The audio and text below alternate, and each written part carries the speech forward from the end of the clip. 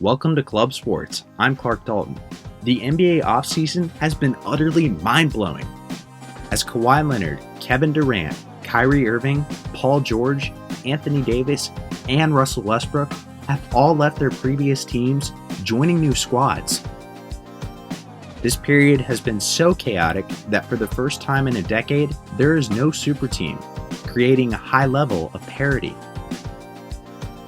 So to find out who the real contenders are, we will be counting down the 10 best teams for the 2019-2020 NBA season. Note that young promising teams like the New Orleans Pelicans will not be on the list, since they could win over 41 games and still miss the playoffs thanks to inexperience. Differences between the Eastern and Western Conference played a factor in the formation of the list as well. So let's get started with number 10. Number 10, the Brooklyn Nets. The Nets made a quantum leap this offseason, adding 2 NBA Finals MVPs. Kyrie Irving is still in his prime at 27 years old, averaging 24 points per game and 7 assists.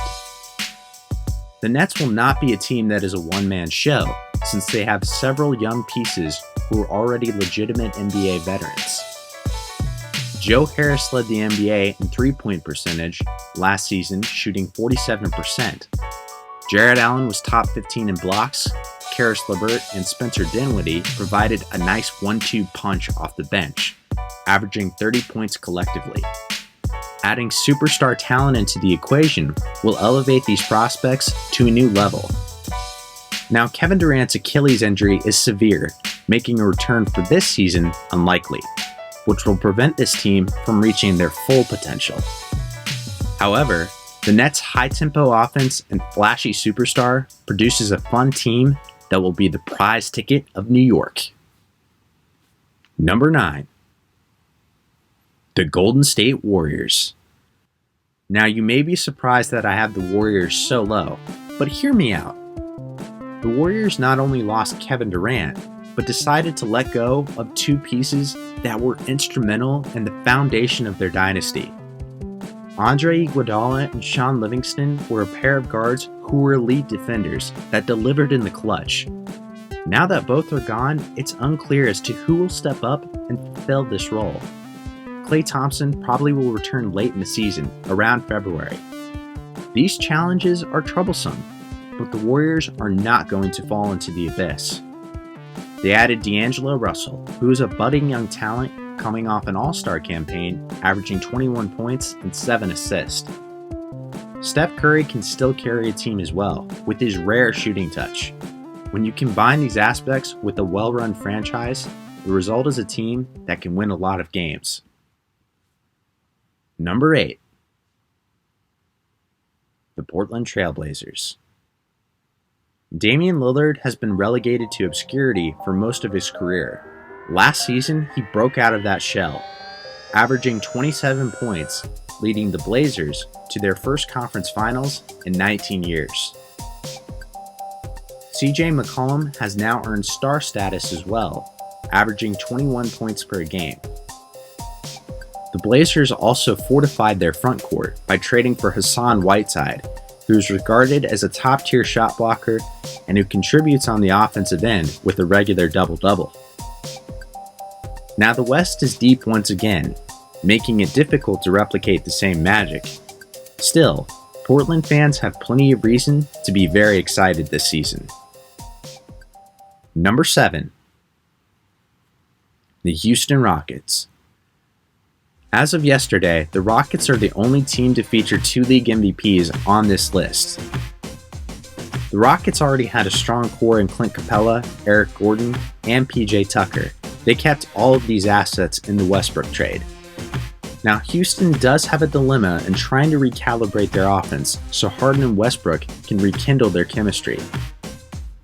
If this gamble does pay off, we could witness an eye-popping offense with a sizzling combination of pure shooters and clever scorers. Number 6, the Denver Nuggets. One question that has been left unresolved is how to stop Nikola Jokic. The Joker is one of the most unique big men ever, possessing uncanny passing ability and impeccable footwork. Jokic is accompanied by one of the most balanced rosters in the league, as the Nuggets held on to Paul Millsap and Jamal Murray. The Nuggets are ahead of schedule since they were not expected to finish with the second best record in the West. They're one of the youngest teams in the league with an average age of 27, so there will continue to be a learning curve. Nonetheless, if this young core continues to develop at the same rate, and Jokic can emerge as an MVP candidate, their potential is a mile high. Number 5. The Utah Jazz. The Jazz won 50 games last season and are continuing to trend in the right direction after a strong, underrated offseason. The Jazz traded for Mike Conley, a playmaker who's coming off a career year where he averaged 21 points per game. The Jazz already had the Defensive Player of the Year in Rudy Gobert and Donovan Mitchell, who averaged 26 points per game and 45% from 3 after the All-Star break. Both of these mainstays will continue to improve, since Gobert is 27 and Mitchell is 22.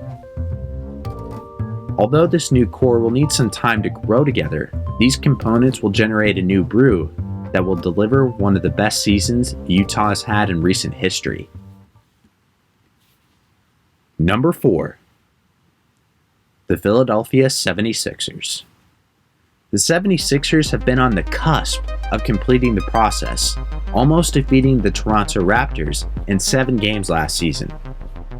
The Sixers added one of the most experienced centers in the league in Al Horford, who will improve offensive efficiency and take some of the pressure off Joel Embiid.